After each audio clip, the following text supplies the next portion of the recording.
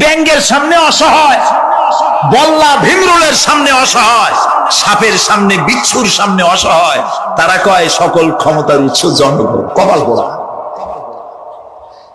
ক্ষমতার উৎস জনগণ নয়, এটা কোরআনের সাথে কন্ট্রাডিকশন হয়। এ কথা আল্লাহ বলেছেন আন্নাল কুওয়াতা লিল্লাহি জামিয়া। সকল ক্ষমতার উৎস কে? চিল্লায় বলো। ক্ষমতা কি দেখছেন? মাত্র 1.5 মিনিট। কয় মিনিট? মাত্র 1.5 মিনিট। আল্লাহ বলেছেন কোন? সাথে সাথে তামিলনাড়ু, মালয়েশিয়া, ইন্দোনেশিয়া, থাইল্যান্ড, মালদ্বীপ, শ্রীলঙ্কা 2 লক্ষ লোক শেষ, 1 লক্ষের খোঁজ নাই। সমুদ্রের পানি 33 ফিট উঁচু হয়ে এসছে। সুবহানাল্লাহ কই দিচ্ছে করে না? বিজ্ঞানীরা বলেছেন ভারত মহাসাগরের তলদেশে ফাটল ধরেছে, ওর কয়েক কিলোমিটার নিচে ভূমিকম্পের উৎপত্তি হয়েছে। ভারত মহাসাগরের পানি 3 হাত না 4 হাত? কত কিলোমিটার আল্লাহ জানে। এই কয়েক কিলোমিটার নিচে যে মাটি, সেই মাটিরও কয়েক কিলোমিটার নিচে ভূমিকম্পের উৎপত্তি। এখান থেকে ভূমির কম্পন হয়েছে। সেই ভূমিকম্পে সমস্ত মহাসাগরের মধ্যে, ভারত মহাসাগরের মধ্যে জলকম্পন শুরু হয়েছে। পানির কম্পন, মাটির কম্পন একসাথে। 33 ফিট উঁচা, মানে 4 তলা বিল্ডিং এর মতো উঁচু হয়ে আসছে পানি। 4 তলা পরিমাণ উঁচু হয়ে পানি চলে আসছে।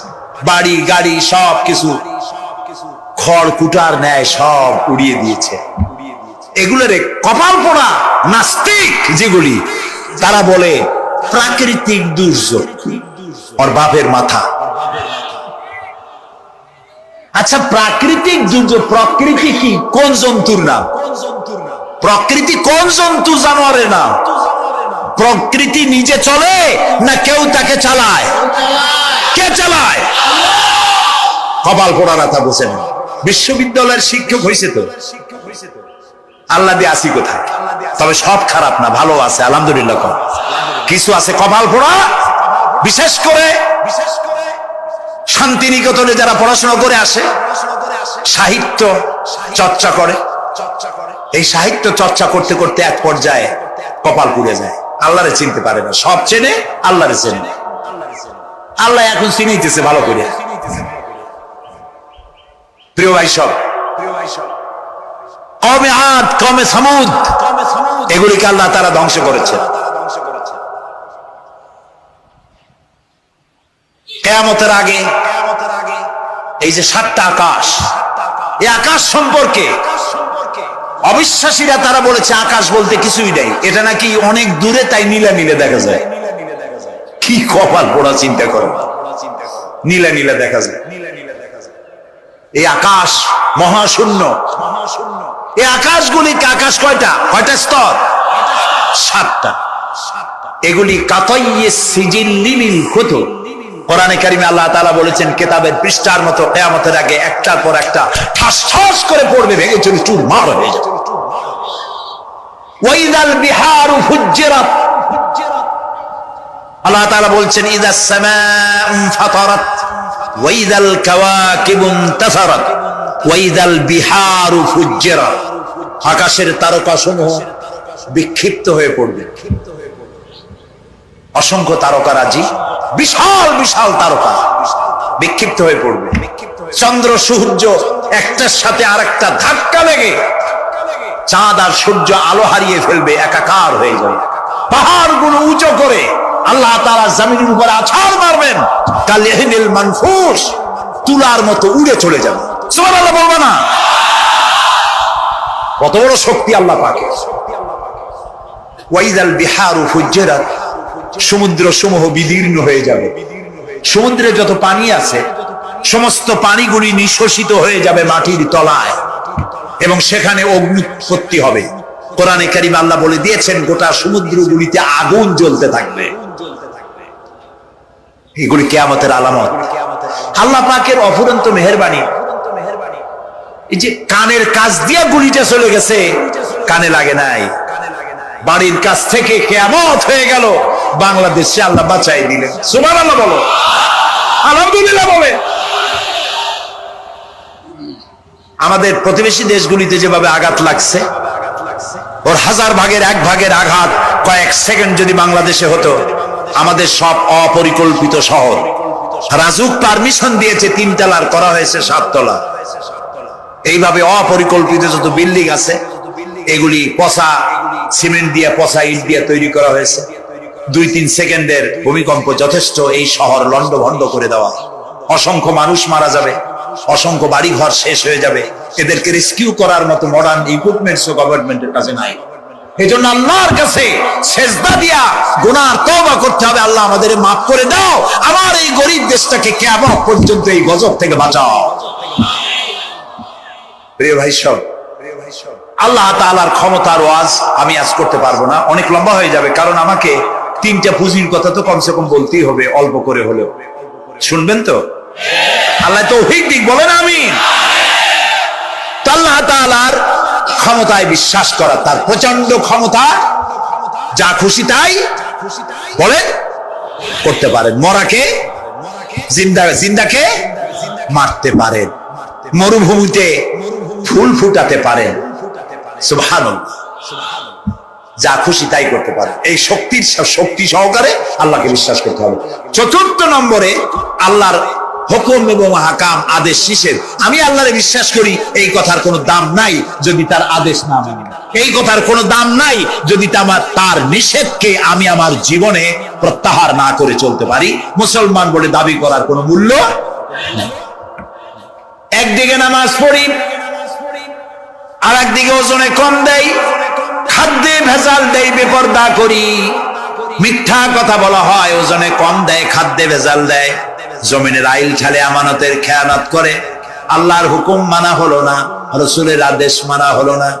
আল্লাহর উপর ঈমান আনার জন্য 4র্থ শর্ত হচ্ছে আল্লাহ যা বলেছেন মাথা নত করে মেনে নিতে হবে, বলতে হবে সামি'না ওয়া আতা'না। বলেন সামি'না ওয়া আতা'না, শুনলাম আর মেনে নিলাম। বলেন তো জোরে, শুনলাম আর মেনে নিলাম। সুবহানাল্লাহ বলেন।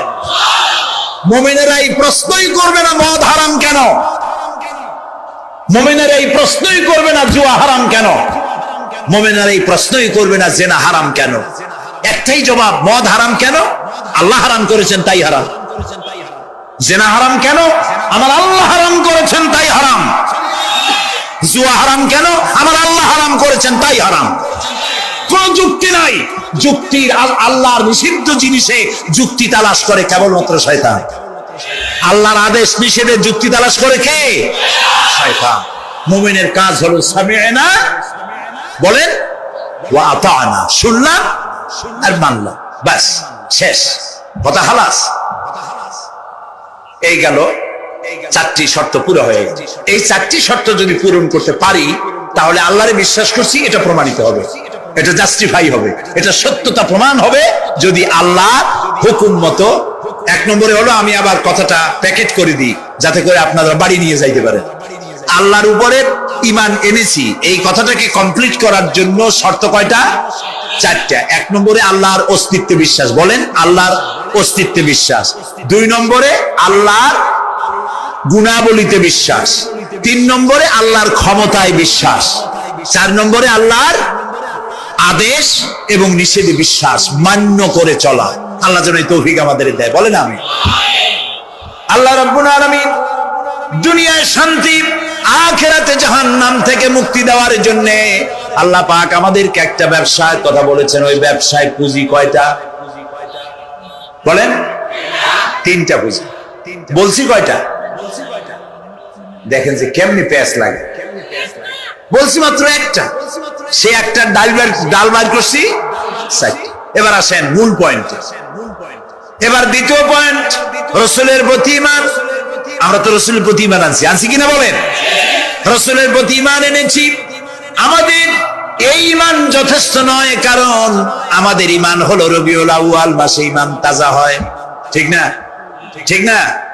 রবিউল আউয়াল মাস যখন আসে, ব্যানার টানাই, শামিয়ানা টানাই, রাস্তাগুলিতে ফ্ল্যাগ লাগাই, আর আলোক সজ্জা করি, মন্ত্রীরা আসেন, নেতারা আসেন, সিরাতুন নবী মাহফিলে দাঁড়ায় বলেন নবীর আদর্শ অনুসরণ করা ছাড়া উপায় নাই। অথচ ওনার পা থেকে শুরু করে মাথা পর্যন্ত নবীর আদর্শ নাই। আবার এই নেতা রামকৃষ্ণ মিশনে, রামকৃষ্ণ পরমহংসদেব তার মঞ্চে গিয়ে বলেন রামকৃষ্ণের নীতি ছাড়া বিকল্প কিছুই নেই। আবার গৌতম বুদ্ধের জন্মবার্ষিক উদযাপনের জন্য সেখানে গিয়ে বলেন গৌতম বুদ্ধের অহিংস নীতি অনুসরণ করা ছাড়া জাতির যোগীনাথ হওয়ার আর কোন পথ নেই। যেখানে যায় সেই জায়গার গুলি ধরে।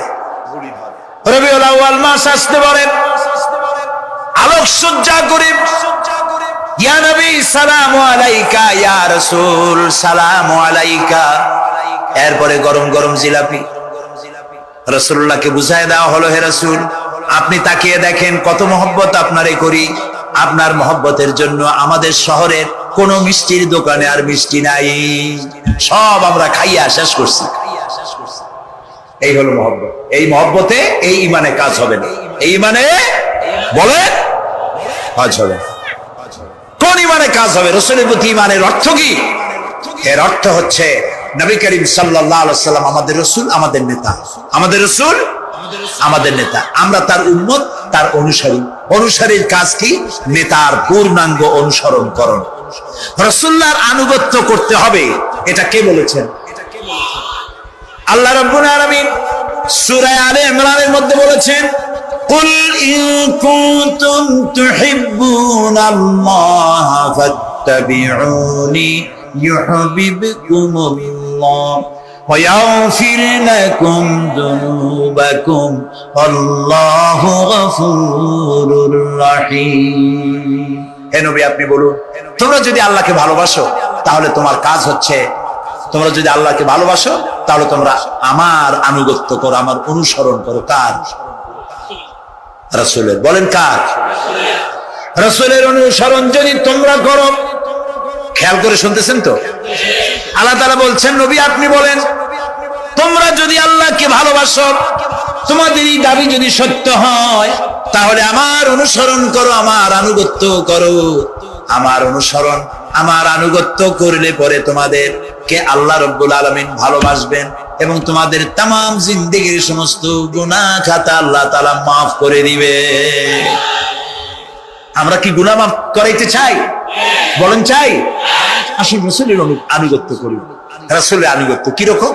রাসূল যেভাবে মুখ কাটছে আমরা সেইভাবে মুখ কাটবো। তিনি দাড়ি যেভাবে রাখছেন আমরা সেইভাবে রাখবো। তিনি চুল কাটছেন যেভাবে সেইভাবে করব।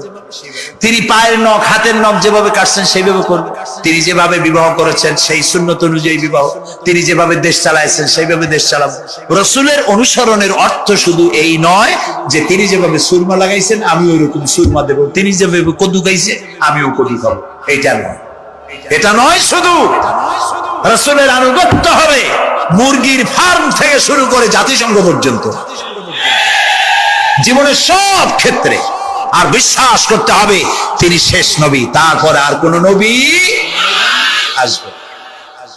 আল্লাহ রাব্বুল আলামিন সূরা আহজাবের মধ্যে বলেছেন মা কানা মুহাম্মাদুন আবা আহাদিম মির রিজালিকুম ওয়ালাকিন রাসূলুল্লাহি ওয়া খাতামান নাবিয়্যিন। মুহাম্মদ সাল্লাল্লাহু আলাইহি ওয়াসাল্লাম তোমাদের কোন পুরুষদের পিতা নন, তিনি আল্লাহর রাসূল এবং তাকে দিয়ে নবুয়তের মিশনকে খতম করে দেওয়া, কমপ্লিট করে দেওয়া হয়েছে। আর কোন নবী, রাসূলুল্লাহ বলেছেন লা নবিয়্যা বাদি ওয়ালা রাসূল, আমার পরে আর কোন নবী আসবে না, রাসূল আসবে না। কত বুঝে আসছে? আল্লাহর নবীর পরে আর কোন নবী হবে না। আল্লাহর নবী বলেছেন একটি ইমারত তৈরি করে তার ভিতরে একটা ইট যদি খালি থাকে, একটি ইটের জায়গা যদি শূন্য থাকে তাহলে সকলের চোখে ধরা পড়বে। ওই ইটখানা দিলে পরে বিল্ডিংটা কমপ্লিট হয়ে যায়। নবুয়তির যে ইমারত আল্লাহ তৈরি করেছিলেন ওর ভিতরে একটা ইটের অভাব ছিল। আল্লাহ পাক আমাকে দিয়ে সেই শূন্য জায়গা পূরণ করে দিয়ে নবুয়তের মিশনকে কমপ্লিট করে দিয়েছে। রাসূলুল্লাহ বলেছেন আমার পরে আর কেউ নবী হবে না। পৃথিবীর সব মুসলমানদের আকীদা মুহাম্মদ সাল্লাল্লাহু আলাইহি ওয়াসাল্লামের পরে যদি কেউ নবুয়তের দাবি করে সে কাফির, হাজার বার কাফির। তাকে যারা নবী মানবে তারাও। রাসূলুল্লাহ বলেছেন আমার পরে 30 জন মিথ্যেবাদী নবুয়তের দাবি করবে। তার মধ্যে একজন তো দাবি করছে রাসূলের জীবদ্দশায়, একটা ছিল মেয়ে লোক আর একটা ছিল পুরুষ।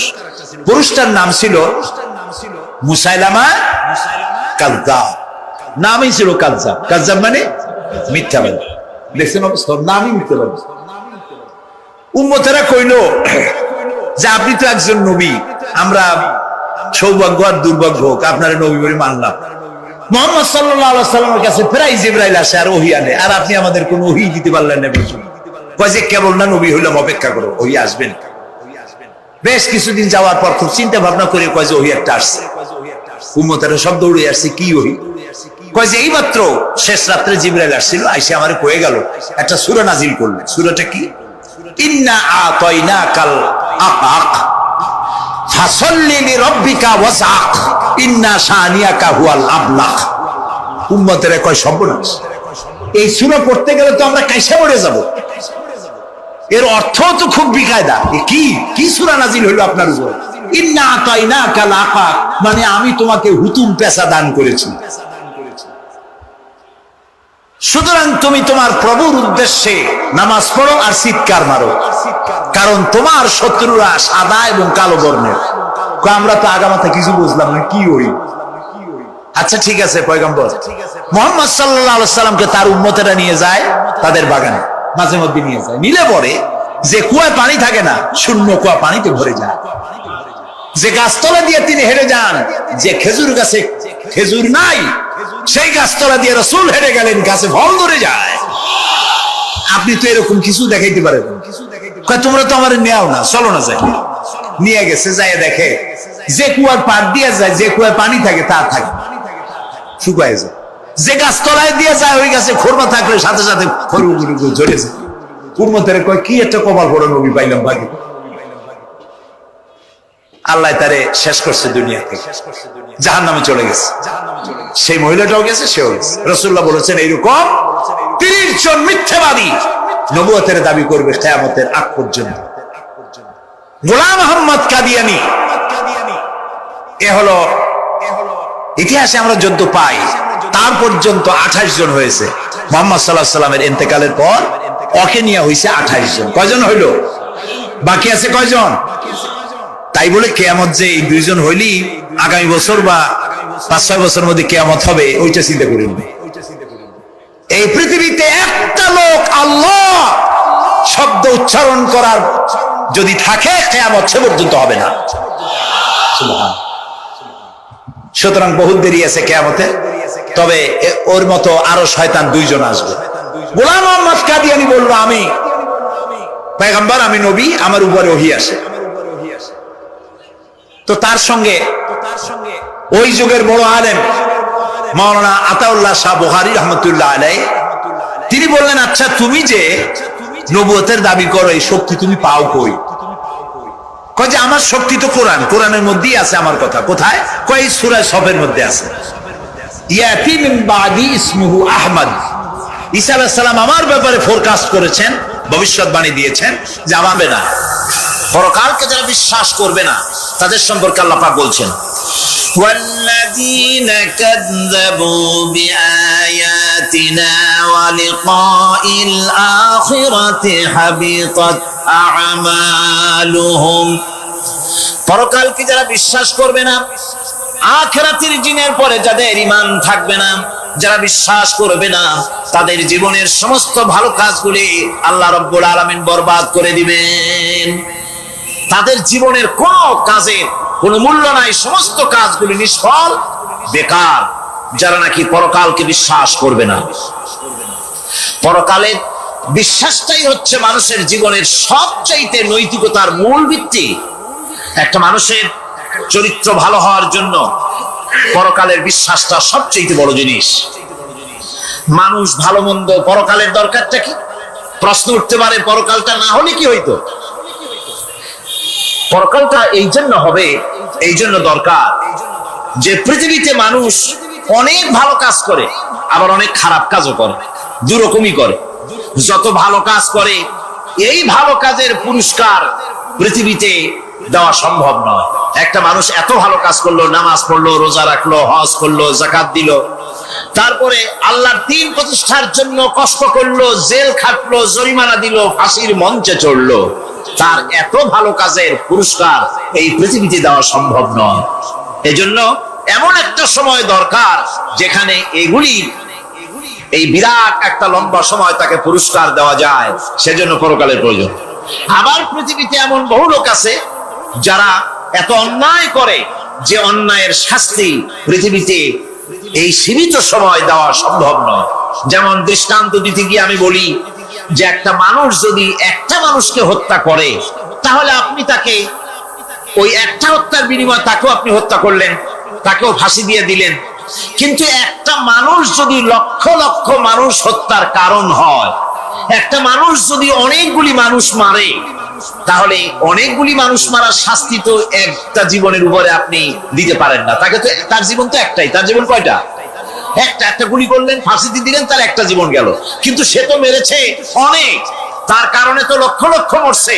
কাজে এই শাস্তি পৃথিবীতে দেওয়া সম্ভব নয় বলে এমন একটা জায়গা দরকার যেখানে এই ধরনের বড় রকমের শাস্তি, দীর্ঘমেয়াদী শাস্তি দেওয়া যায়, শরীরটাও সেরকমের বানানো যায়, এই ধরনের করে একটি জায়গা দরকার। সেই জায়গার নাম হচ্ছে পরকাল, সেই জায়গাটার নাম হচ্ছে আখিরাত।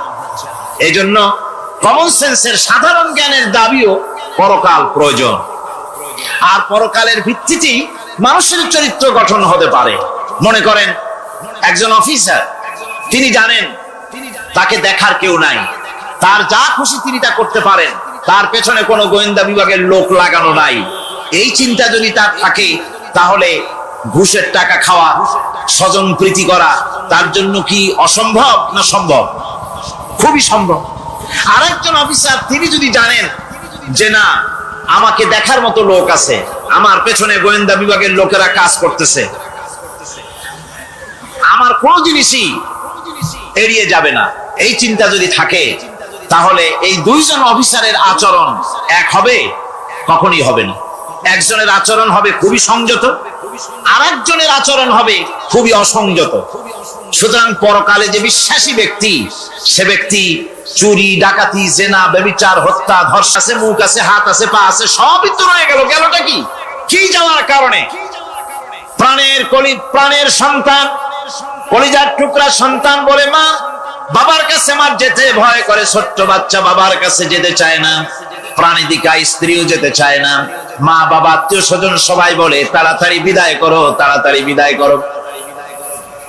কি যাওয়ার জন্য? কি ছিল মূল্যবান জিনিস, আর ওইটা যাওয়ার জন্যই পরিণতি হলো। সেটার নাম হলো রুহু। যে আত্মাটার বেশি মূল্য, সেইটার মূল্য মানুষরা দেয় না। এই আত্মাটা কি জিনিস?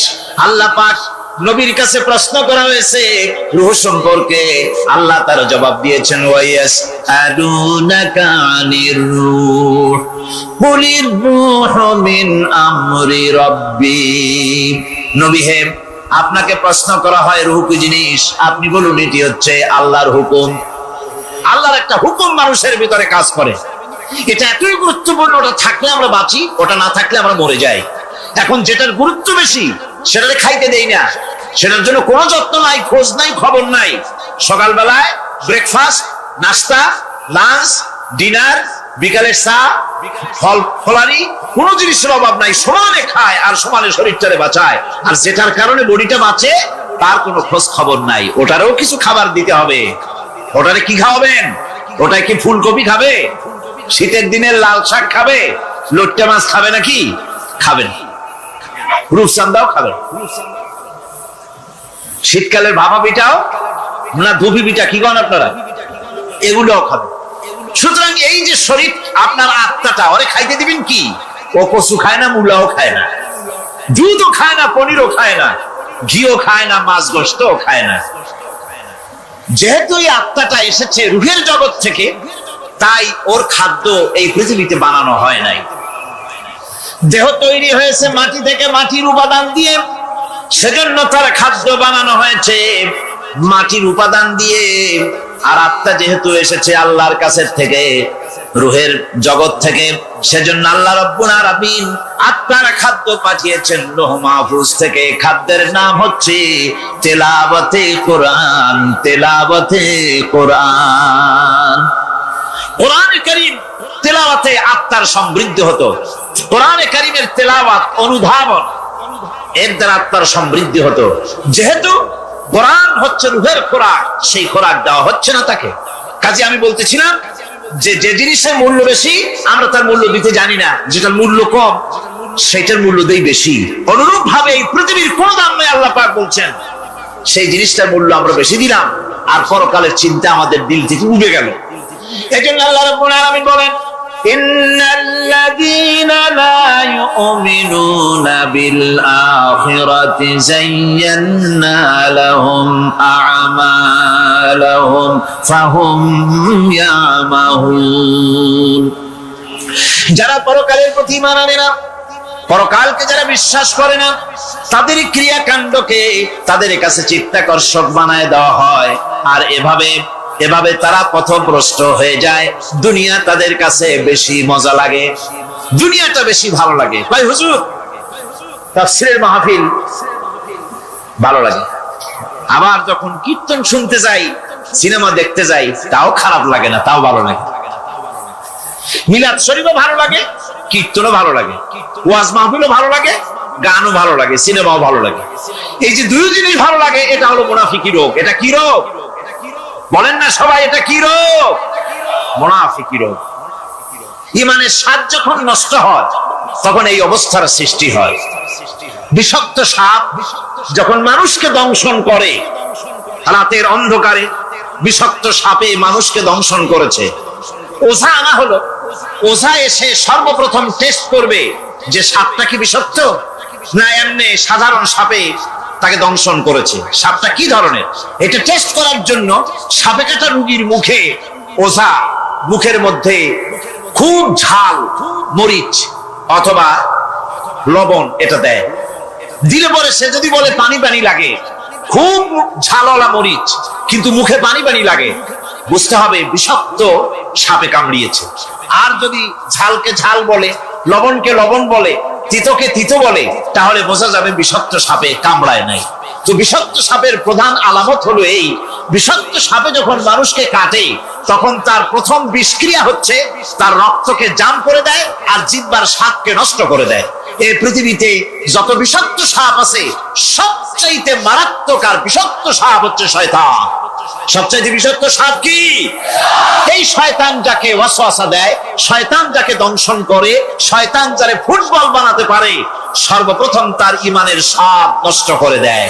তখন আখিরাত ভালো লাগে না, তখন মসজিদ ভালো লাগে না, তখন ওয়াজ মাহফিল ভালো লাগে না, তাফসীর মাহফিল ভালো লাগে না, তখন সিনেমা পছন্দ হয়, গান পছন্দ হয়, মেলা পছন্দ হয়, সাংস্কৃতিক অনুষ্ঠান, নাচ, উল্টাপাল্টা কাম, এই সমস্ত পছন্দ হয়। আল্লাহর ইসলাম ভালো লাগে না, পছন্দ হয় না। আল্লাহ পাক বলেন, পরকালকে যারা অস্বীকার করে তাদের মনের তাদের জন্য এই দুনিয়াটাকেই তাদের সামনে চিত্তাকর্ষক, তাদের ক্রিয়াকাণ্ডকে চিত্তাকর্ষক করে দেওয়া হয়, আর এর ভেতরেই তারা পড়ে থাকে। ফলে এই সব পরকালে অবিশ্বাসী লোকগুলি অহংকারী হয়। তারা কি হয়? আল্লাহ পাক বলেন, فالذين لا يؤمنون بالآخرة قلوبهم منكرة وهم مستكبرون। পরকালের প্রতি যারা ঈমান আনে না, পরকালকে যারা বিশ্বাস করে না, তাদের মন সত্য কথাকে অস্বীকার করে, আর এই লোকগুলি অহংকারী হয়ে যায়, ধরাকে সরাক জ্ঞান করে। কি হনুরে এই অবস্থার সৃষ্টি হয়ে যায়। সে মনে করে যে পৃথিবী আমার, উলট পালট করে দে মা, লুটে পুটি খাই, পরকালে বিশ্বাস নাই, যা খুশি সে তখন তা করতে থাকে এবং অহংকারী হয়ে যায়। পরকালীন জীবনের অস্বীকৃতি আজকে নতুন কিছু নয়। আজও এক শ্রেণীর লোক আছে যারা বলে পরকাল বলে কিছুই নাই, আল্লাহ সম্পর্কে বলে দেয়ার ইজ নো গড, স্রষ্টা বলতে কিছু নাই। পরকালকেও বিশ্বাস করে না এমন লোক আমাদের দেশে আছে কিনা? কম যেরকম আছে কিনা? যথেষ্ট তৈরি হয়েছে এবং বর্তমান সময় বেশি তৈরি হয়েছে। অতীতের কোন সময় ইসলাম আর মুসলিম সেন্টিমেন্ট এত আহত হয় নাই যত এই কয়েক বছরের মধ্যে হয়েছে, ঠিক কিনা?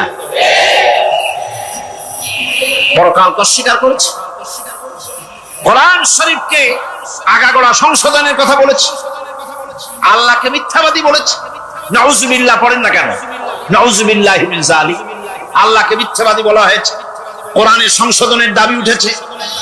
মাদ্রাসার ভেতরে ডাকাত দুষ্ট পয়দা হয় বলা হচ্ছে। এভাবে করে তারা আল্লাহকে অস্বীকার করেছে, কোরআনকে অস্বীকার করেছে, পরকালকে অস্বীকার করছে। পরকালকে সেই অতীতের যুগের কাফেরাই অস্বীকার করে নাই, বর্তমান যুগেরও এক শ্রেণীর লোকেরা, তারা আবার মুসলমান নামধারী, নাম মুসলমানি নাম লাগানো আছে, পরকালকে তারা অস্বীকার করছে। এদের ভিত্তি হচ্ছে এই, তারা বলে ইন হিয়া ইল্লা হায়াতুনাদ দুনিয়া ওয়া মা নাহনু বিমাবউসিন। তারা বলে এই দুনিয়ার জীবনটাই একমাত্র জীবন, এই দুনিয়ার জীবনই হলো একমাত্র জীবন, আমরা উঠবো না পরকালে, পরকাল বলে কিছুই নাই, পরকাল বলে কোনো জিনিস নাই, আমাদের কিয়ামতে আল্লাহর দরবারে ওঠা লাগবে না। সুতরাং তারা ওমর খৈয়ামের মুরিদ হয়ে যায়। তারা বলতে থাকে এই বেলা ভাই মদ খেয়ে নাও, কাল নিশীতের ভরসা কই, চাঁদনি জাগিবে যুগ যুগ ধরি, আমরা তোমার রবনাশ হই। যত পারো মদ খাও, নগদ যা পাও হাত পেতে নাও, বাকির খাতায় শূন্য থাক। দূরের বাদ্য কি লাভ শুনে, মাঝখানে যে বেজায় ফাঁক। কোথায় কিয়ামত আর কোথায় পরকাল, কোথায় বিচার, কোথায় হাসর, কোথায় সিরাত, কোথায় মিজান, আর মাঝখানের টাটকা সুখগুলো ছাড়িয়ে দেবে একটা কথা, মাঝখানের এই টাটকা সুখগুলি গ্রহণ করো, মজা করো।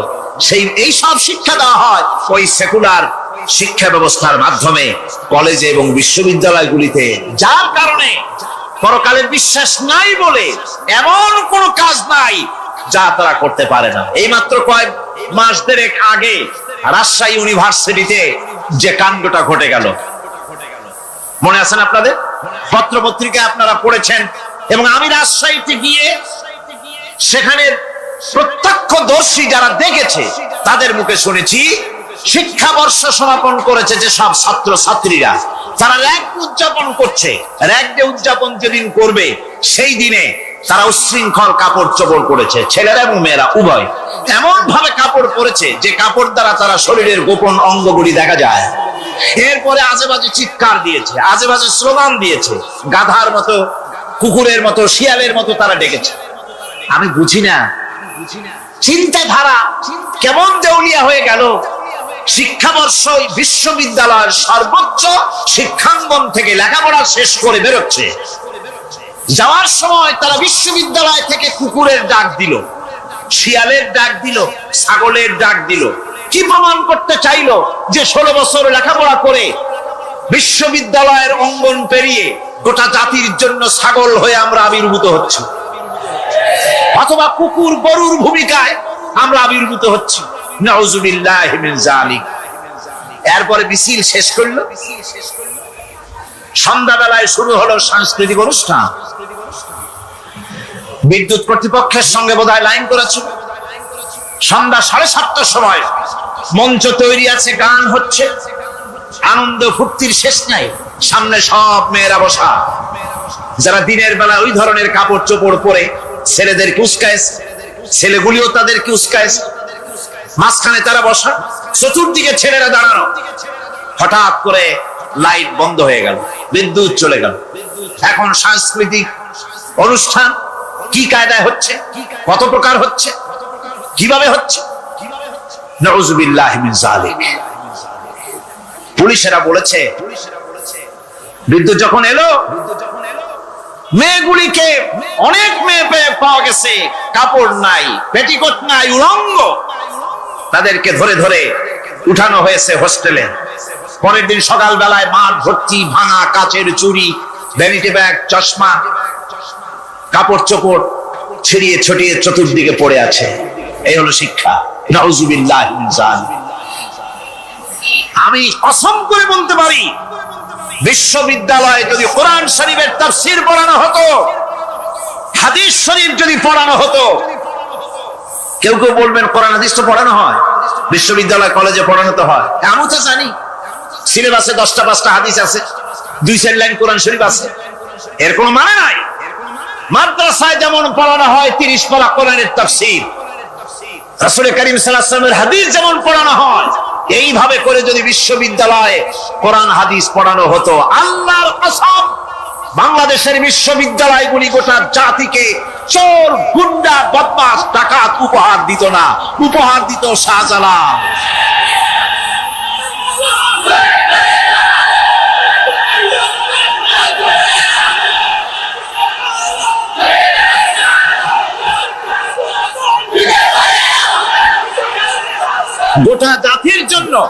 গোটা জাতির জন্য বিশ্ববিদ্যালয় সমূহ উপহার দিতে পারত। উপহার দিত শাহ মখদুম, শাহজালাল, খান জাহান আলী, উপহার দিতে পারত খাজা মঈনুদ্দিন চিশতি, উপহার দিতে পারত খালিদ বিন ওলীদ, উপহার দিত সালাউদ্দিন আইয়ুবী। আল্লাহ পাক তাদের সকলের প্রতি রহম করুন, জোরে কোন আমিন। এরকম উপহার গোটা জাতিকে তারা দিতে পারত, কথা ঠিক কিনা গান? সুতরাং পরকালকে অস্বীকার করাই হচ্ছে এর মূলভূত কারণ। সেকুলার শিক্ষা ব্যবস্থা হচ্ছে এর মূলভূত কারণ। এই জন্য কোরআনে কারীম আল্লাহ পাক বলছেন, লাইসাল বিররা আন তুওয়াল্লু ওয়ুজুহাকুম কিবালাল মাশরিকি ওয়াল মাগরিব, পূর্ব পশ্চিমে কয়বার মাথা ঘুরালা, এইটাই তোমার পূর্ণবান সৎ কাজ হওয়ার এটা নমুনা নয়। প্রকৃতপক্ষের সৎ কাজ হচ্ছে আল্লাহ বিশ্বাস করা এবং পরকালে বিশ্বাস ভিত্তিক জীবন গড়া।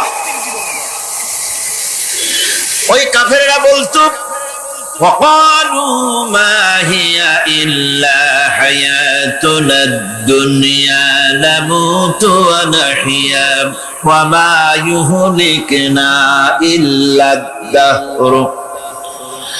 আল্লাহ রাব্বুল আলামিন বলেন, এই কাফেররা বলতো দুনিয়ার জীবনটাই তো আসল জীবন, আমরা মরবো না, আমরা এখানেই থাকবো, এই জীবনটাই হলো আসল জীবন, এখানেই বাঁচবো, এখানেই মরবো, আমরা পরকাল বলে কোনো জিনিস নাই, আমাদের কোনো ওঠা লাগবে না, যা কিছু হয় যুগের আবর্তন ছাড়া কিছুই হয় না। শুধু তাই নয়, এই প্রশ্ন কাফেরদের মনের ভিতরে মারাত্মক আকার ধারণ করলো। তারা বলল, আইযা মিতনা ওয়া কুন্না তুরাবান যালিকা রাজউম বাঈদ। আমরা মাটির সাথে মিশে যাব, আমরা মরে যাব, মাটির সঙ্গে মিশে যাব, তারপরে আমাদেরকে জীবিত করা হবে। এটা তো জ্ঞান বহির্ভূত কথা, এটা তো মাথায় ঢোকে না, কথাটা কেমন? তারা এভাবে অনেক প্রশ্ন করত। ফাকালু আইদা কুন্না ইযামান ওয়া রুফাতান আইন্না লামাবউসুনা খালকান জাদীদা। আমরা মরে যাব, গলে যাব, পচে যাব, হাড্ডি গুড্ডি মাটির সাথে মিশে যাবে, এরপরে আমাদেরকে নতুন করে সৃষ্টি করা হবে। এটা জ্ঞান বহির্ভূত কথা, এটা মাথার মধ্যে আসে না। কে আমাদেরকে চিন্তা করবে মরে যাওয়ার পর? আল্লাহ রাব্বুল আলামিন বলছেন, দেখো আল্লাহ পাক কোরআনে কারীমের ভিতরে যুক্তি দিয়ে বুঝাচ্ছেন যে অবশ্যই তোমাদেরকে আবার জিন্দা করা হবে, তোমাদেরকে উঠতে হবে। তোমরা এই পৃথিবীর অবস্থা পর্যবেক্ষণ করো, তাকায় দেখো আকাশের দিকে, জমিনের দিকে লক্ষ্য করে দেখো। আওয়ালাম ইয়ানদুরু ফি মালাকুতিস সামাওয়াতি ওয়াল আরদ। তারা কি আসমান এবং জমিনের ব্যবস্থাপনা সম্পর্কে চিন্তা ভাবনা করে না? ওই বিরাট আকাশটাকে যে আল্লাহ রাব্বুল আলামিন তৈরি করলেন, এই জমিনটাকে যিনি তৈরি করলেন, তিনি কি তোমাকে মৃত্যুর পরে তিনি কি জিন্দা করবেন না? তিনি কি জিন্দা করতে পারবেন না? কেমনে তোমরা অস্বীকার করতে পারো? দুনিয়ার ব্যবস্থাপনা এবং এই পৃথিবীর আকাশ এবং জমিনের ব্যবস্থাপনা সম্পর্কে তোমরা চিন্তা ভাবনা করে দেখো, অবশ্যই আল্লাহ রাব্বুল আলামিন তোমাদেরকে আবার জিন্দা করবেন। وكأي من آيات في السماوات والأرض يمرون عليها وهم عنها معرضون। আসমান জমিনে বহু নিদর্শন পড়ে আছে যেগুলি তারা অতিক্রম করে যায়, অথচ সে সম্পর্কে তারা মোটেই চিন্তা ভাবনা করে না। চিন্তার বহু বিষয় আল্লাহ পাক এই পৃথিবীতে রেখেছেন। যারা চিন্তাশীল, যারা জ্ঞানবান, তারা এর দ্বারা বুঝতে পারে। আল্লাহ রাব্বুল আলামিন বলছেন, ইন্না ফি খালকিস সামাওয়াতি ওয়াল আরদি ওয়া ইখতিলাফিল লাইলি ওয়ান নাহার লাআয়াতিন লিউলিল আলবাব। নিশ্চয়ই আকাশ সৃষ্টি এবং জমিন সৃষ্টির ব্যাপারে আর রাত আর দিনের পরিবর্তনের ব্যাপারে যারা জ্ঞানবান তাদের জন্য নিদর্শন রয়েছে। যারা জ্ঞানবান তাদের জন্য চিন্তার বিষয়বস্তু রয়েছে। গবেষণা করো, চিন্তা করো, এই পৃথিবীতে আল্লাহ পাক যা কিছু সৃষ্টি করেছেন তার পক্ষে আবার তোমাদেরকে সৃষ্টি করা মোটেই অসম্ভব নয়। পরকালীন জীবনের সম্ভাবনা সম্পর্কে কোরআন অবিশ্বাসীদেরকে বলছে, দেখো, আল্লাহুল্লাযী রাফা'আস সামাওয়াতি বিগাইরি আমাদিন তারাউনাহা সুম্মা ইসতাওয়া আলাল আরশ। সে আল্লাহ তোমাদের নিকট দৃশ্যমান স্তম্ভ ছাড়াই ওই বিশাল আকাশটা তৈরি করেছেন। যারা পরকাল আছে বলে উঠতে হবে একথা যারা বিশ্বাস করে না, তাদের ব্যাপারে আল্লাহ পাক এই যুক্তি দিচ্ছেন, দেখো এই বিশাল যে আকাশটা, এই আকাশে কোনো খুঁটি আছে? কথা বলেন না কেন? এই আকাশে কোনো খুঁটি আছে? কোন রকমের খুঁটি ছাড়াই ওই বিশাল আকাশটা কে বানিয়েছেন? জোরে চিৎকার দিয়ে বলেন, কে বানাইছেন? এই যে শামিয়ানা, একটা বিশাল প্যান্ডেল, এই প্যান্ডেলে খুঁটি আছে না নাই? শুধু আছে না, একটা দুইটা না, জনমের মতো খুঁটি আছে। চতুর্দিকে তাকায় দেখে কত খুঁটি। এতটুকু একটা শামিয়ানায় শত শত খুঁটি লাগতেছে কাপড়টা ধারণ করবে বলে। কি ধারণ করবে? কাপড়। আর অত বড় বিশাল আকাশ, সেই আকাশটার কোনো খুঁটি আছে? আল্লাহ পাক বলছেন, কোন দৃশ্যমান খুঁটি ছাড়াই এত বড় বিশাল আকাশটা তোমার মাথার উপরে দাঁড়িয়ে আছে এবং আল্লাহ পাক আরশের উপরে দীপ্তমান হয়ে আছেন। এগুলি দেখেও কি তোমার মাথার মধ্যে কোনো চিন্তা আসে না যেটা কি করে সম্ভব হলো? অনেকে তো এমন আছে শিক্ষিত লোক, তারা আবার বলে কি, কয় যে না, আকাশ বলে কিছু নাই, ওই অনেক দূরে তো সেই জন্য নীলে নীলে দেখা যায়, আসলে কিছু নাই। আকাশ, কোরআনে কারীমের মধ্যে আকাশ সম্পর্কে যে কথা বলা হয়েছে, বিশাল, যার কোনো কুল নাই, কিনারা নাই, মহাশূন্য। আমি সামনে বলবো আকাশ সম্পর্কে কথা আসতেছে। আল্লাহ পাক বলছেন, দেখো ওই বিশাল আকাশটাকে আমি সৃষ্টি করে রেখেছি, কোনো খুঁটি লাগাই নেই। তোমার মতো একটা ছোট্ট মানুষ সৃষ্টি করেছি, মরে যাওয়ার পর মাটির সাথে মিশে যাবা, আবার তোমাকে যে আমি উঠাবো, এ ব্যাপারে তোমার চিন্তার মধ্যে দুর্বলতা আসলো কেন যে সেই আল্লাহ রাব্বুল আলামিন তোমাকে উঠাতে পারবেন না? وسخر الشمس والقمر كل يجري لأجل مسمى। তিনি চন্দ্র সূর্যকে আজ্ঞাবর্তী করেছেন, প্রত্যেকেই তার নির্দিষ্ট সময় সীমা মতো চলাফেরা করতেছে। তুমি তো ছোট একটা মানুষ, অত বড় বিশাল সূর্যটা, বিরাট চন্দ্রটা, সব গতিমান আল্লাহর হুকুমে সব চলাফেরা করতেছে, কত ঠিক কিনা? এই সবগুলি আল্লাহ রাব্বুল আলামিন দুনিয়ার মানুষের সামনে তুলে ধরেছেন। তাকায় দেখো, নজর করে দেখো, এই সুন্দর করে জমিন ও আসমানকে সৃষ্টি করেছি, চাঁদ সূর্যকে সৃষ্টি করেছি। এবার লক্ষ্য করো, আনতুম আশাদ্দু খালকান আমিস সামাউ বানাহা। তোমাদের সৃষ্টি করা বেশি কঠিন না ওই বিশাল আকাশটাকে তৈরি করা বেশি কঠিন? কোনটা বেশি কঠিন? অত বড় বিশাল আকাশটাকে যিনি সৃষ্টি করলেন, তিনি তোমার মতো মানুষকে সৃষ্টি করতে পারবেন না? বা যিনি একবার বিনা মডেলে তোমাকে তৈরি করলেন, আল্লাহ কি সুন্দর দৃষ্টান্ত দিচ্ছেন, আনতুম আশাদ্দু খালকান আমিস সামাউ বানাহা। তোমারে কঠিন তৈরি করে বেশি কঠিন, ওই বিশাল আকাশটাকে বেশি তৈরি করে বেশি কঠিন। অত বড় বিরাট জিনিসটাই তো আল্লাহ তৈরি করে ফেলেছে, বিশাল আকাশ, মহাশূন্য। আর সেই মহাশূন্যের তুলনায়, মহাবিশ্বের তুলনায় পৃথিবী কত ছোট। আমাদের সবচাইতে কাছে। বিজ্ঞানীরা হয়রান হয়ে যাচ্ছে আকাশের চিন্তা করে, মহাকাশ চিন্তা করে ক্রমান্বয়ে হয়রান হয়ে যাচ্ছে। আমাদের সবচাইতে নিকটতম যে গ্যালাক্সিটা আছে, এই গ্যালাক্সিটার ব্যাস হচ্ছে, যেটা সবচাইতে ছোট, গরিব গ্যালাক্সি।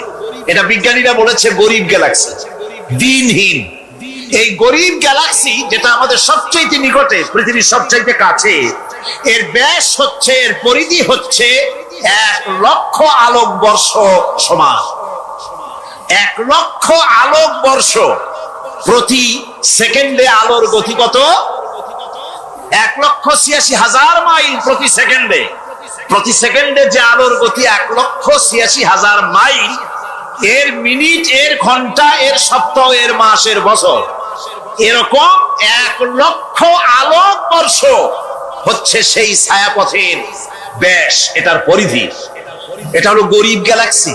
আর এই গ্যালাক্সিতে বাস করে 10,000 কোটি তারকা। বিজ্ঞানীরা বলছেন যে তারকাগুলি সূর্যের চাইতে লক্ষ কোটি গুণে অনেক বড়। সুবহানাল্লাহ। তাহলে মহাকাশ সম্পর্কে চিন্তা করে মানুষ আজ অবাক হয়ে যাচ্ছে, চিন্তা হয়রান হয়ে যাচ্ছে। বার্টন রাসেল তিনি বলেছিলেন স্রষ্টার স্রষ্টাকে, স্রষ্টার স্রষ্টাকে। এর জবাব আরেকজন বিজ্ঞানী লিখেছেন যে স্রষ্টার স্রষ্টাকে এই চিন্তা তো সৃষ্টিতে করতে পারবে না। স্রষ্টার কোন স্রষ্টা নাই। পৃথিবীতে যত স্রষ্টা আছে, মাইক যে তৈরি করেছে সেও একজন স্রষ্টা, ঠিক কিনা কোন কথা বোঝেন তো আমার? মাইক যে তৈরি করেছে সেও একটা স্রষ্টা, ওই প্যান্ডেল যে তৈরি করেছে সেও একটা স্রষ্টা, চেয়ার টেবিল যে সৃষ্টি করেছে সেও একটা স্রষ্টা। কিন্তু এরা কেউ পূর্ণাঙ্গ স্রষ্টা নয়, কারণ এই মাইকটা তৈরি করার যত উপাদান, সমস্ত উপাদান আল্লাহ রাব্বুল আলামিনের তৈরি করা। কথা ঠিক কিনা? তুমি শুধু অ্যাসেম্বল করেছো, তুমি শুধু এগুলোকে এক জায়গায় করেছো। তোমার বাপেরও ক্ষমতা নেই লোহা তৈরি করা। পারবা লোহা তৈরি করতে? আরে কথা কন না কেন মিয়া সাহেব? পারবেন লোহা তৈরি করতে? পারবেন একটা বাঁশ বানাইতে? বাঁশ হোক, লোহা হোক, যা সব বাদ দেন, মাথার একটা চুল বানাইতে পারবেন? পাট দিয়া, রং দিয়া পরচুলা বানাইতে পারবেন, কিন্তু চুলের মতো করে একটা চুল বানাইতে পারবেন না।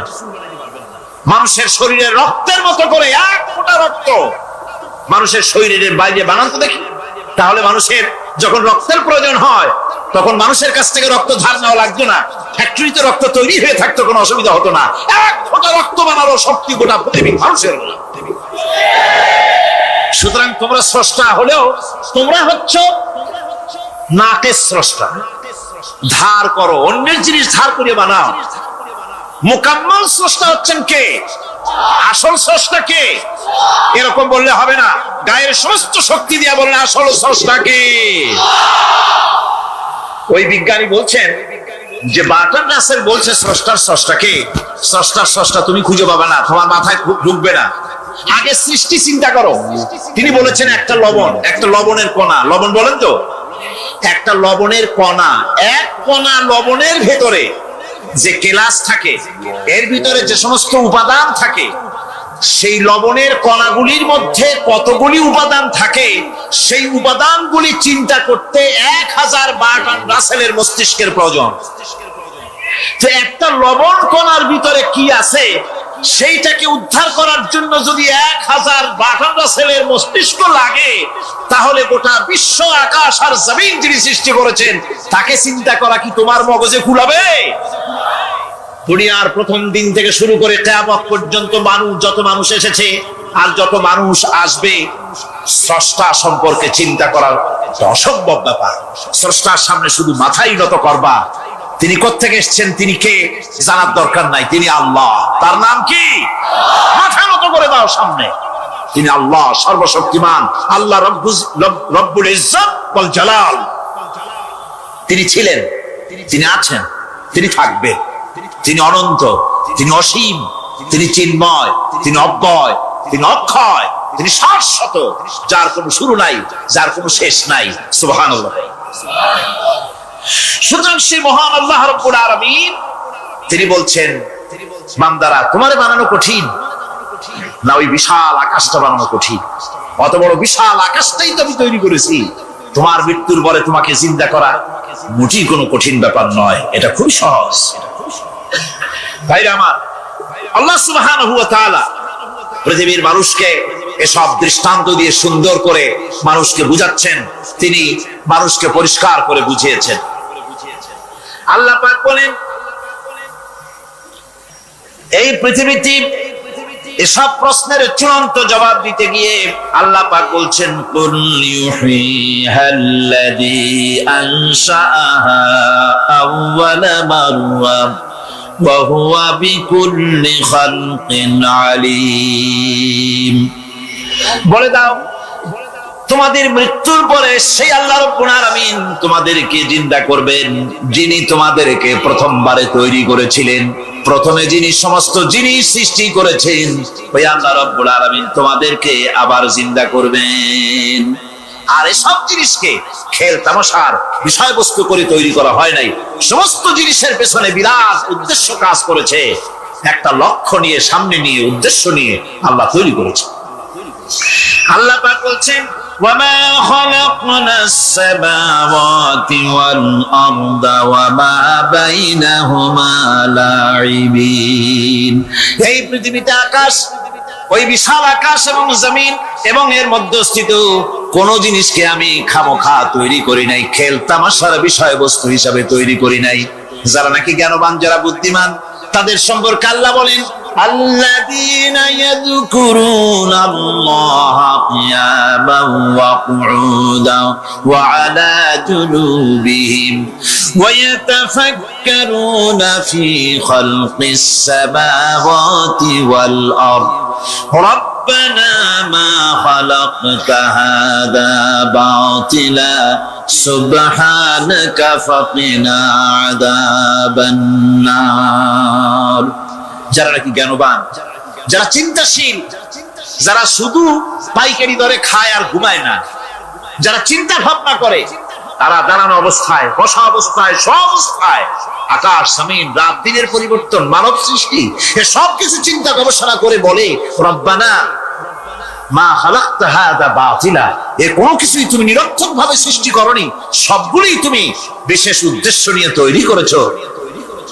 ফাকিনা আযাবান নার, সুতরাং আমাকে জাহান্নামের আগুন থেকে তুমি রক্ষা করো, আমাকে তুমি রক্ষা করো। আমরা সবাই বলি আমিন।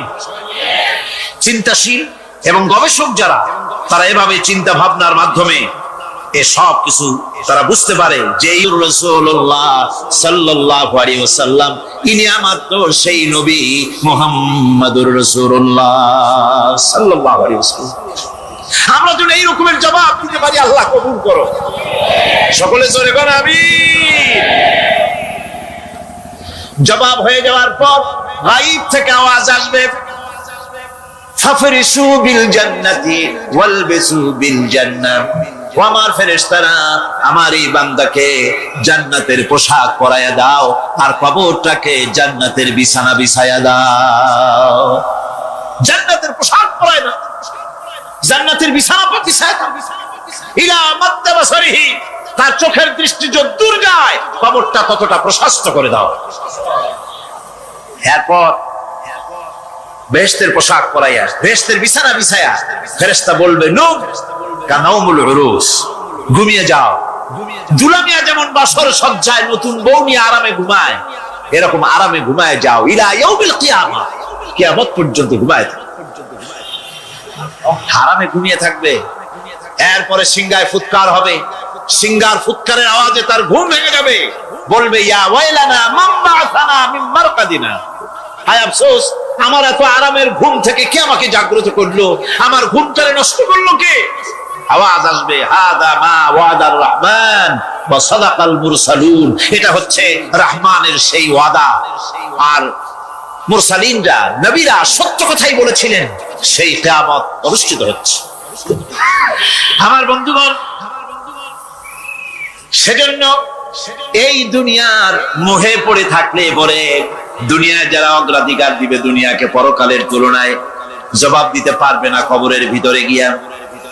আর যারা পরকালকে অগ্রাধিকার দিবে দুনিয়ার চাইতে পরকালকে বেশি অগ্রাধিকার দেবে আর আল্লাহর ভয় কলিজার ভিতরে রাখবে, কবরের জবাব সঠিকভাবে দিতে পারবে, কিয়ামতের দিন আল্লাহ রাব্বুল আলামিন তাদের জন্য জান্নাত দান করবেন। জোরে বলেন আমিন। দুনিয়াটা হচ্ছে দুনিয়া যেখানে আমরা আছি। আমি আগেই বলেছি দুনিয়া হচ্ছে আত্মা শব্দ থেকে এর উৎপত্তি হয়েছে। তুচ্ছ, নিকৃষ্ট, এটার দাম নাই, এটার মূল্য নাই।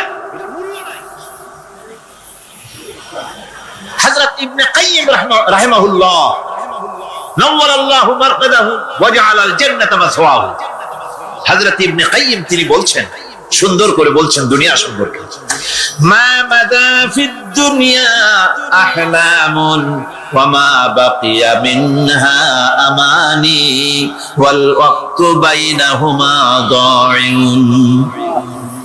মা মাদা ফিদ দুনিয়া আহলামুন, জীবনের যে অংশ ফেলে এসেছি সেটা আজ একটা স্বপ্ন।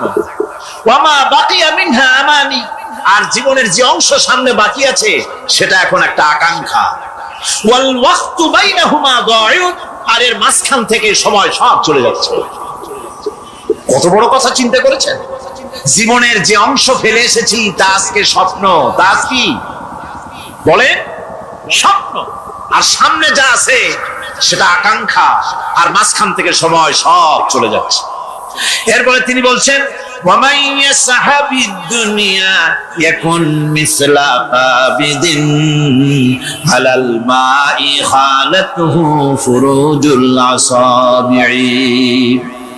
দুনিয়াদারের অবস্থা হচ্ছে কেউ যদি দুই হাতে পানি খামসায় ধরে, দুই হাতে কি ধরছে বলে, দুই হাতে পানি খামসায় ধরেছে, খুব মজবুত করে ধরেছে, 2 মুঠ পানি, বলেন থাকবে কতটুকু?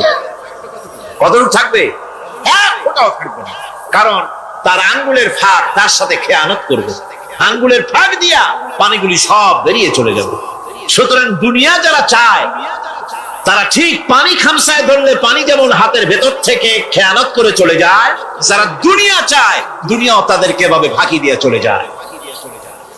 তবুও দুনিয়ার মায়া মানুষের এত বেশি। আল্লাহর নবী বলেন লাউ কানা লি ইবনি আদম ওয়াদিন মিন যাহাবিন লাহাব্বা ইয়াকুনা লাহু সারিন, এই পৃথিবীতে যদি কাউকে একটা মাঠ ভরে যদি সোনা দেওয়া যায়, লোকটা বলবে রব্বুল আলামিন আমি যদি আরেকটা মাঠ এরকম সোনা ভরা পেতাম, দ্বিতীয় আরেকটা মাঠ দেওয়া হলে আবার বলবে যদি তৃতীয় আরেকটা মাঠ সোনা ভরে যদি পেতাম। নবীজি বলেন ওয়ালা ইয়ামলাউ জাওফু ইবনু আদামা ইল্লা তুরাব। এটা করতে হবে, আখিরাতের জবাবদিহিমূলক জীবন যাপন করতে হবে। আপনি ব্যবসা করবেন, ওজনে কম দিতে পারবেন না, আপনি খাদ্যে ভেজাল দিতে পারবেন না, চুরি করতে পারবেন না, ডাকাতি করতে পারবেন না, জেনা করতে পারবেন না, বদমাশি করতে পারবেন না, মদ খেতে পারবেন না, সন্ত্রাসী হতে পারবেন না, হাইজ্যাকার হতে পারবেন না, চাঁদাবাজ হতে পারবেন না, মুনাফাখোর হতে পারবেন না, আপনি চোরা কারবারি হতে পারবেন না, ঘুষখোর হতে পারবেন না, সুদখোর হতে পারবেন না। এই সব কাজ পরকালকে বিশ্বাস করলেই এ সমস্ত কাজ থেকে মানুষ বিরত থাকতে পারে। কথা ঠিক কিনা? এটাই হচ্ছে। সুতরাং এই পৃথিবী থাকবে না, এটা কি চিরকাল থাকবে না, এর একটা পরিসমাপ্তি ঘটবে।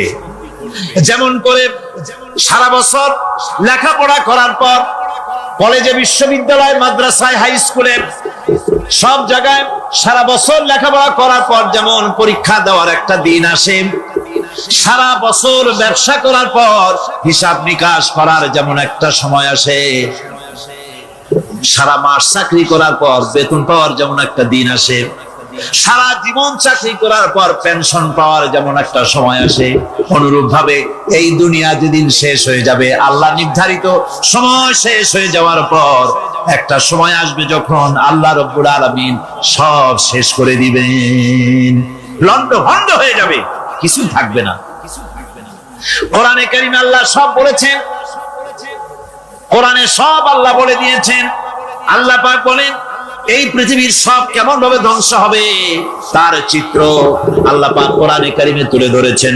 ইযাস সামাউ ফাতারাত ওয়া ইযাল কাওয়াকিবু তাসারাত ওয়া ইযাল বিহ।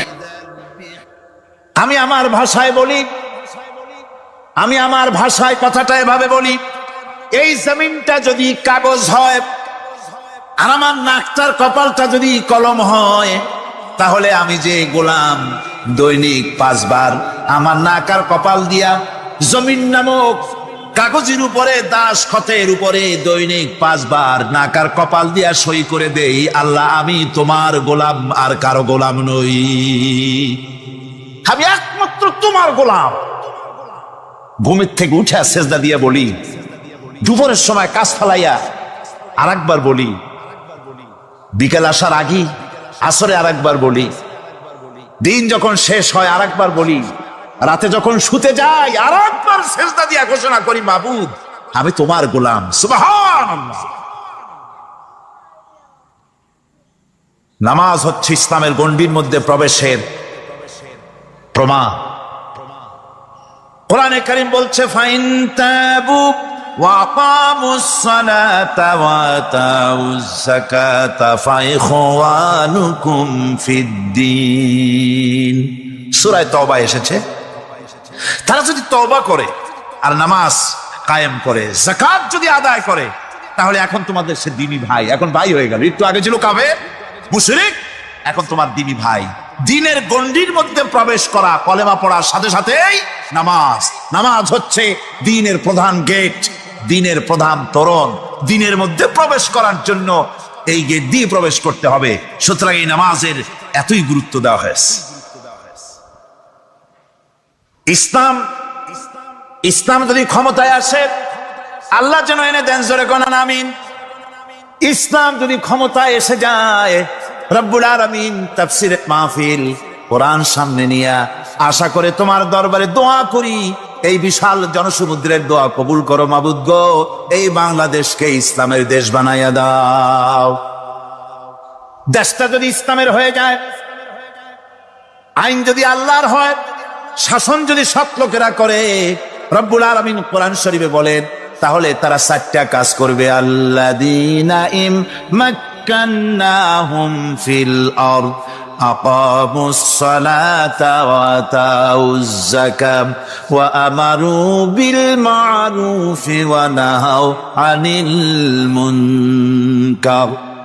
মুমিনেরা ক্ষমতায় এসে প্রথম যে কাজটা করবে, প্রথমে ক্ষমতা এসেই নামাজ বাধ্যতামূলক করবে। প্রথম কি?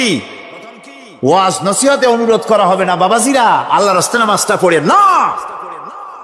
রেডিও এবং টেলিভিশনের মাধ্যমে রাষ্ট্রপ্রধান অর্ডার করে দিবেন, আজ থেকে বাংলাদেশের 12 কোটি তাওহীদি জনতা, নারী পুরুষ যারা আকেল বালিগ, সকলের জন্য নামাজ বাধ্যতামূলক, নামাজ পড়তেই হবে। এটা অর্ডার। বেলা যখন 1টা বেজে যাবে, বেলা যখন 1টা বাজবে, সমস্ত মসজিদে আজান শুরু হয়ে যাবে। আজানের সাথে সাথে অফিস, আদালত, কল কারখানা, ক্ষেত খামার, শিক্ষাঙ্গন সব ডেডলক হয়ে যাবে। আধা ঘন্টার জন্য বন্ধ হয়ে যাবে। যারা মুসলমান অফিসে, কলেজে, ইউনিভার্সিটিতে, সর্বত্র তারা নামাজের জন্য প্রস্তুতি নেবেন। আধা ঘন্টার ভিতরে নামাজ আর খানা সেরে আবার কলেজ চলবে, বিশ্ববিদ্যালয় চলবে, কল চলবে, কারখানা চলবে, ক্যান্টনমেন্ট চলবে, সেক্রেটারিয়েট চলবে, সব আপন গতিতে চলতে থাকবে। আল্লাহর রহমত, বরকত আকাশ ফেরে নাজিল হয়ে যাবে। আর এই অর্ডার যে দেওয়া হবে, নামাজ পড়বেন, নামাজ পড়বেন সেখানে। থানায় যখন আজান হবে, থানায় আজান হয়ে গেছে, থানার স্টাফ, পুলিশ যারা আছে জামাতে খাড়া হয়ে যাবে, ইমামতি করবেন ওসি সাহেব। এসপির অফিসে এসপি সাহেব ইমামতি করবেন, ডিসি সাহেব তার অফিসে ইমামতি করবেন, মন্ত্রী সেক্রেটারিয়েট ইমামতি করবেন, প্রেসিডেন্ট বঙ্গভবনে ইমামতি করবেন, বিশ্ববিদ্যালয়ের ভাইস চ্যান্সেলরের ইমামতিতে সে জায়গার মুসলমান ছাত্র ছাত্রী, শিক্ষক শিক্ষয়িত্রী এক জামাতে নামাজ আদায় করবে। এই যদি হয় চিত্র দেশের, অপরাধ থাকবে। থানায় ওসি সাহেব নিজেই যদি জামাতের ইমামতি করেন, এইভাবে নামাজ আদায় করেন পুলিশদের নিয়ে, জামাতে ঘুষ আর খাবে তারা? এসপি সাহেবের অফিসে, ডিসি সাহেবের অফিসে মন্ত্রীরা যদি এভাবে নামাজ কায়েম করে, তাহলে কি অন্যায় অপরাধ কিছু থাকবে সমাজে? থাকবে না। সুতরাং নামাজ বাধ্যতামূলক করে দেওয়া হলো। নামাজ বাধ্যতামূলক, সকলকে নামাজ পড়তে হবে। নামাজ হচ্ছে অপকর্মের প্রতিবন্ধক। নামাজ পড়লে অন্যায় কাজ থেকে বাঁচার পর, অন্যায় থেকে বাঁচাই কিসে? নামাজ। আল্লাহ রাব্বুল আলামিন বলেন, উতলু মা উহিয়া ইলাইকা মিনাল কিতাবি ওয়া আকিমিস সালাম ইন্নাস সালাতা তানহা আনিল ফাহশাই ওয়াল মুনকার। হে নবী, এই কিতাব তেলাওয়াত করো যা তোমার প্রতি অবতীর্ণ করা হয়েছে, এই কিতাব তেলাওয়াত করো আর নামাজকে প্রতিষ্ঠা করো। নিঃসন্দেহে নামাজ মানুষকে পাপাচার থেকে বাঁচায়া দেয়। অশ্লীলতা, পাপাচার থেকে মানুষকে বাঁচায় কে? জোরে চিল্লায় এখন কে? নামাজ। এই নামাজ মানুষকে অন্যায় কাজ থেকে বাঁচায় দেয়। নামাজ যে মানুষকে অন্যায় কাজ থেকে বাঁচায়, কেমনে বাঁচায়? আমরা যে নামাজ পড়ি, এই নামাজে তো আমাদেরকে অন্যায় কাজ থেকে বাঁচাইতে পারে না। নামাজি বহুত মানুষ আছে অন্যায় করে, করে কিনা? কন না করে না? করে। নামাজি অথচ অন্যায় করে। আর আল্লাহ বলছেন নামাজিকে, নামাজ তাকে অশ্লীলতা থেকে ফিরায়। তাহলে কথা কাটটা ঠিক? আল্লাহটা জোরে বলেন, কাটটা ঠিক? অবশ্যই আমার আল্লাহর কথা হক। আমি ভুল করতেছি, আমি যেন কোথাও ভুল করতেছি, সামথিং ইজ রং, কোথাও যেন আমরা ভুল করে বসতেছি, সেই ভুলটা কি আমরা আবিষ্কার করতে চেষ্টা করবো ইনশাআল্লাহ। প্রথম যে কথাটা সেটা হচ্ছে যে আমরা যা নামাজে পড়ি আমরা তা বুঝি না। কথা ঠিক কিনা? আমি যদি এখন প্রশ্ন করি সামি আল্লাহু লিমান হামিদা অর্থ কি কন, ফার্স্ট ডিভিশনে কয়েকটা লেটার নিয়ে ফেল করবেন, এরকম লোক আছেন না নাই? সুবহান রাব্বিয়াল আলা অর্থ কি জানি না। সুবহান রাব্বিয়াল আযীমের অর্থ কি জানি না। দোয়া কুনুত অর্থ কি জানি না। তাশাহুদ অর্থ কি জানি না। সূরা ফাতিহার অর্থ কি জানি না। এমন কি উযুর মধ্যে কয়টা ফরজ তা অনেকের জানা নাই। কথা কি বেশি বললাম না ঠিক বলছি? একজনে জিজ্ঞেস করলো, মিয়া উযুতে কয় ফরজ? ভাই হুজুর কি মনে করেন যে বুঝি জানি না? এটা তো সাধারণ ব্যাপার, বলেন না কয় ফরজ? উযুতে তো 17 ফরজ। কি কি কয়? হাত ধোয়া, পাও ধোয়া, মুখ ধোয়া, নাক ধোয়া, চোখ ধোয়া, জিহ্বা ধোয়া, মাথা ধোয়া। বলতে বলতে গুনে দেখা গেল প্রায় 19টার মতো বলছে। বলা হলো, মিয়া বললেন আপনি উযুতে ফরজ 17টা, কইলেন আপনি 19টা। কয় হুজুর জানি আরো, বলি না আপনাদের ভয়তে। উযু জানে না, নামাজ জানে না, তাকে এই নামাজ কেমনে ফিরাবে অন্যায় কাজ থেকে? কথা বুঝতে পেরেছেন? নামাজে আল্লাহু আকবার বললাম, এরপরে সানা পড়লাম, তারপরে সূরা ফাতিহা পড়লাম। সূরা ফাতিহার ভেতরে যে সমস্ত কথাগুলি বললাম সেই কথাগুলি বুঝি না, কি বলেছি তাও জানি না। এরপরে সুবহান রাব্বিয়াল আলা বলেছি, সুবহান রাব্বিয়াল আযীম বলেছি, সামি আল্লাহু লিমান হামিদা বলেছি, অর্থ কি জানি না। আল্লাহ তা শুনতে পান, যে ব্যক্তি আল্লাহর প্রশংসা করেন তিনি তা শুনতে পান। নামাজের মধ্যে আইডিয়া দেওয়া হচ্ছে, তুমি যে আল্লাহর জন্য নামাজ পড়তেছো, প্রশংসা করতেছো, এটা এমন নয় যে আল্লাহ পাক দেখছেন না বা শুনতেছেন না। তুমি যা বলতেছো, প্রশংসা করতেছো, আল্লাহ পাক তা শুনতে পাচ্ছেন। সামি আল্লাহু লিমান হামিদা, সুবহান রাব্বিয়াল আলা। আমি মহান সর্বশ্রেষ্ঠ আল্লাহ রাব্বুল আলামিনের পবিত্রতা ঘোষণা করছি, আমি তার প্রশংসা করছি। সূরা ফাতিহার কি আমরা বলি আপনারা ব্যাখ্যা দেখে বুঝে নিয়েন, সেগুলি আমি এখানে বলে বাকি কথা সব শেষ করতে পারবো না। নামাজে কি পড়েন সেটা যদি জানতেন অবশ্যই আল্লাহ রাব্বুল আলামিনের কথা কার্যকরী হয়ে যেত। ইন্নাস সালাতা তানহা আনিল ফাহশাই ওয়াল মুনকার, নামাজ মানুষকে পাপের কাজ অশ্লীলতা থেকে ফিরাতে পারে। আল্লাহ ইন্না বসাইছেন, নিশ্চয়ই, বেশক, অবশ্যই নামাজ পাপ থেকে ফিরাবে। কিন্তু কেমনে ফিরাবে নামাজ তো বুঝি না, নামাজ তো বুঝি না, খালি সেজদা দেয় জনমের মতো। আর সেজদা কি? নামাজে যদি দেখে ইমাম দেরি করতেছে, আত্তাহিয়াত পড়তে দেরি হয়ে যাচ্ছে, পিছন থেকে সিগন্যাল মারে, ঠিক কিনা? বেয়াদব, বেয়াদব। তোমার নামাজ, তোমার আত্তাহিয়াত আগে শেষ হয়েছে, তাতে কি হয়েছে? চুপ করে বসে থাকো। ইমামকে কাশি দিয়া সতর্ক করার অধিকার তোমার নাই। যদি ইমামকে সতর্ক করার জন্য কাশি দিয়ে থাকো, তোমার নামাজ ফাসেদ হয়ে যাবে। এটা ফাজলামি করার জায়গা না, এটা নামাজ। এর নাম কি? ধীরে সুস্থে নামাজ পড়তে হবে। অনেকে মসজিদটারে মনে করে জেলখানা, ঢুকতে যত দেরি, বেরোতে পারলে যেন বাসে যান ছটফট করে। সিনেমার মধ্যে গিয়ে ঘন্টার পর ঘন্টা বসে থাকে, খারাপ লাগে না? মসজিদে কেরাত যদি একটু লম্বা পড়ে, পিছনে বসে খালি কি যে করে, মনে মনে বলতে থাকে যে ইমাম এমন কাঁচা ছাড়া ছাড়ি না। আর গান যখন শোনে, শুনতেই থাকে, কত মজা, ঘুম আসে না। নাউযুবিল্লাহ। সুতরাং নামাজে কি বলেন সেটা আপনাকে বুঝতে হবে। সঠিকভাবে নামাজ পড়ার পরও যদি কোন মানুষের সঠিকভাবে, ভালো করে শোনেন, সঠিকভাবে নামাজ পড়ার পরেও যদি কোনো মানুষ পাপের থেকে না ফেরে, তাহলে বুঝতে হবে একথা, পানি আর সাবান দিয়া কাপড় ধুলে কাপড়ের ময়লা যাবে, কিন্তু পানি আর সাবান দিয়া কয়লা জনমের মতো ধুইলেও কয়লার ময়লা যাবে না। কথা বুঝে আসছে? এর থেকে আর উত্তম দৃষ্টান্ত আমার কাছে নাই। নামাজ পড়ার পরেও যদি চরিত্র ভালো না হয়, বুঝতে হবে নামাজ হচ্ছে না, কাঙ্ক্ষিত মানের নামাজ আদায় হচ্ছে না। আল্লাহর নবী বলেছেন, যার নামাজ পাপ কাজ হতে ফিরাতে পারলো না, তার নামাজ নামাজি নয়। আবার শুনুন, রাসূল বলছেন, যার নামাজ তাকে পাপের কাছ থেকে ফিরাতে পারলো না, তার নামাজ নামাজ নয়।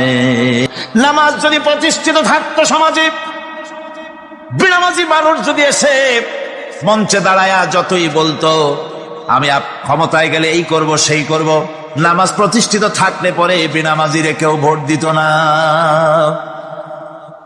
নামাজ যদি প্রতিষ্ঠিত থাকতো, তাহলে অফিসের অফিসার তো দূরের কথা, বেনামাজি অফিসের ঝাড়ুদারের চাকরিও তার কিসমতে জুটত না, যদি নামাজ প্রতিষ্ঠিত থাকতো।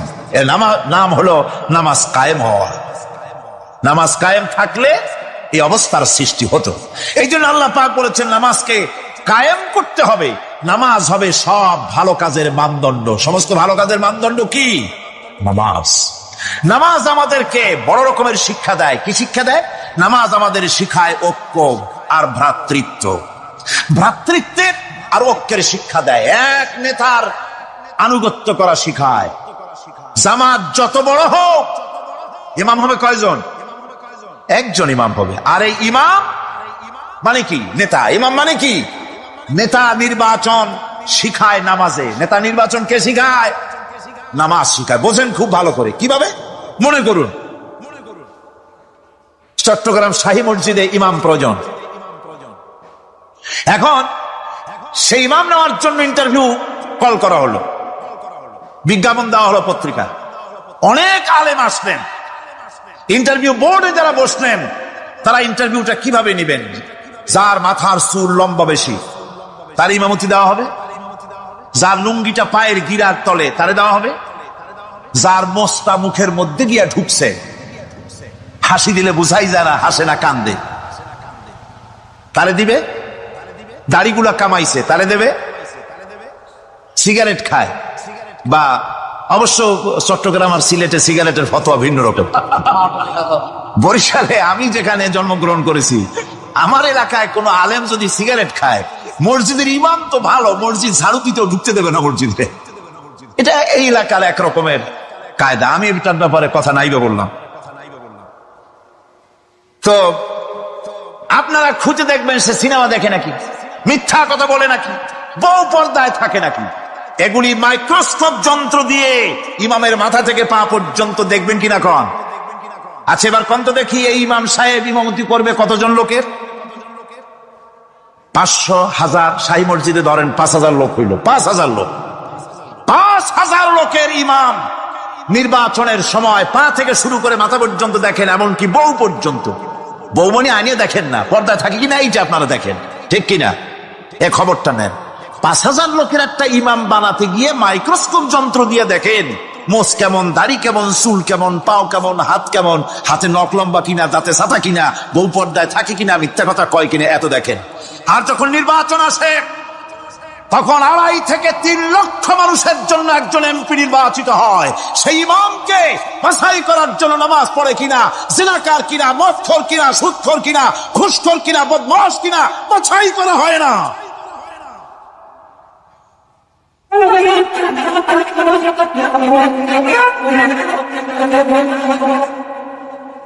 নামাজ আমাদেরকে এটা শিখায় ইমাম কেমনে বানাইতে হবে। কন সুবহানাল্লাহ। নামাজ ঐক্য শিখায়, নামাজ ভ্রাতৃত্ব শিখায়, নামাজ পারস্পরিক মহব্বত শিখায়, নামাজ নেতা কেমন হওয়া উচিত, নেতা নির্বাচন শিখায়। আবার নেতা ভুল করলে তার ভুল বলা যাবে না, এরকম হতে পারবে না। নামাজের ভিতরে ইমাম যদি ভুল করলে আপনি লোকমা দিবেন, সুবহানাল্লাহ, আল্লাহু আকবার বলবেন। যদি তিনি সংশোধন না হলেন আবার দেন, তাতেও সংশোধন হলো না আবার দেন। 3 বার লোকমা দেওয়ার পর যদি ভুল সংশোধন না করে নামাজ ছেড়ে দেন, ইমামকে বের করে দেন, নতুন ইমাম নিয়োগ করেন। যারা ক্ষমতায় যাবে, আপনি রাষ্ট্রের ইমাম যারে বানাবেন, সেই রাষ্ট্রীয় ইমাম যদি জনগণের ইচ্ছার বিরুদ্ধে যদি চলে, 1 বার লোকমান দেন, 2 বার লোকমান দেন, 3 বার দেন, তারপরেও যদি না নামে, ঘট ধরে নামেন। নামাজ আপনাকে নেতা নির্বাচন, নেতাকে প্রতিষ্ঠিত রাখা, নেতার আনুগত্য আপনাকে শিখায়। নামাজ লাইন সোজা করে দাঁড়াতে হবে। লাইন যদি বাঁকা করেন আপনার কলজেটা ওরকম বাঁকা হয়ে যাবে। নাউযুবিল্লাহ। নামাজের কাতারে যার কারণে নামাজের কাতার বাঁকা হবে, পুরা কাতারের জন্য আল্লাহর কাছে ওই লোকটা দায়ী হয়ে যাবে। নামাজ শৃঙ্খলা শিখায়। সুবহানাল্লাহ কইতে ইচ্ছা করে না? নামাজ শৃঙ্খলা শিখায়, শৃঙ্খলা বোধ শিখায়, সোজা হয়ে দাঁড়ায়। তারপরে ঐক্য এবং মহব্বত শিখায়। নামাজের ভিতরে যখন দাঁড়ায় গেলেন, আমির দাঁড়ালো, ফকির দাঁড়ালো, মন্ত্রী দাঁড়ালো, তার ড্রাইভারও দাঁড়ায় গেল, একই কাতারে দাঁড়ায় গেছে। নামাজ পড়তে গিয়ে ড্রাইভারের পাও গিয়ে লেগেছে মন্ত্রীর গায়ে। নামাজ শেষ হওয়ার পর মন্ত্রীর বাবার ক্ষমতা নাই এ কথা বলার যে বেটা ড্রাইভার সরিমদ্দি, তোর পাও লেগেছে আমার পায়ে, তোর চাকরি সুদ্ধা দোজকে পাঠায় দেব। পারবে বলতে?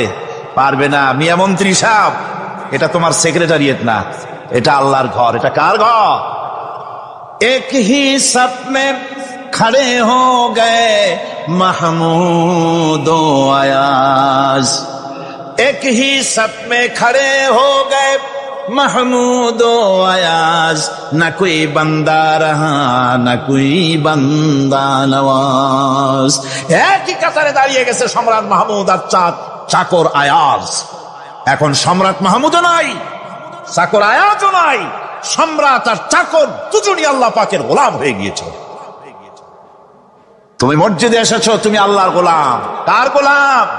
আল্লাহ পাকের গোলাম। এই জিনিস শিখায় নামাজ। নামাজ শিখায় মানুষকে পাঞ্চুয়ালিটি, নিয়মানুবর্তিতা, সময়ের জ্ঞান শিখায় নামাজ।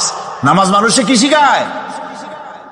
আল্লাহ রাব্বুল আলামিন বলছেন, ইন্নাস সালাতা কানাত আলাল মুমিনিনা কিতাবাম মাওকুতা। নিঃসন্দেহে নামাজ মোমেনদের নিয়মানুবর্তিতার সাথে ফরজ করা হয়েছে, তাদের উপরে নিয়মানুবর্তিতার উপরেই, সময়ের উপরে নামাজকে ফরজ করা হয়েছে। আপনার আন্দাজ মতো আপনি পড়তে পারবেন না, সময় মতো পড়তে হবে, আউয়াল ওয়াক্তে পড়তে হবে। আমার দেশের মসজিদগুলিতে ফজরের নামাজ পড়া হয় এমন সময় পূর্ব দিক ফর্সা হয়ে যায়, ইমাম সাহেব যদি ভুল করেন, নামাজ যদি দোহরাতে যান, তাহলে সূর্য উদয় হয়ে যাবে, এমন অবস্থা। নামাজ এত দেরিতে পড়া হয়। প্রত্যেক ওয়াক্তের নামাজ আউয়াল ওয়াক্তে পড়ার জন্য রাসূল সাল্লাল্লাহু আলাইহি ওয়াসাল্লাম তাগিদ করেছেন। সময়ের দিকে লক্ষ্য রাখতে বলা হয়েছে। যেই জাতি, লক্ষ্য করুন, যে জাতি দৈনিক 5 বার টাইমলি, অক্ত মতো, সময় মতো নামাজ আদায় করতে হয়, দুর্ভাগ্যজনক সত্য, সেই জাতির কাছে সময়ের কোনো দাম নাই। সময়ের দাম নাই। 9টার গাড়ি কয়টায় আসবে? 9টার গাড়ি কয়টায় আসবে? একদিন দেখা গেল সত্যি 9টার সময় এসে গেছে। যাত্রীরা বলছে মাশাআল্লাহ, অন্তত একটা দিন তো 9টার সময় আসলো। স্টেশন মাস্টার বলছে না, খুশি হওয়ার কারণ নাই, আজকের না, এটা গতকালকেরটা। আমার আমেরিকার সফরের সময়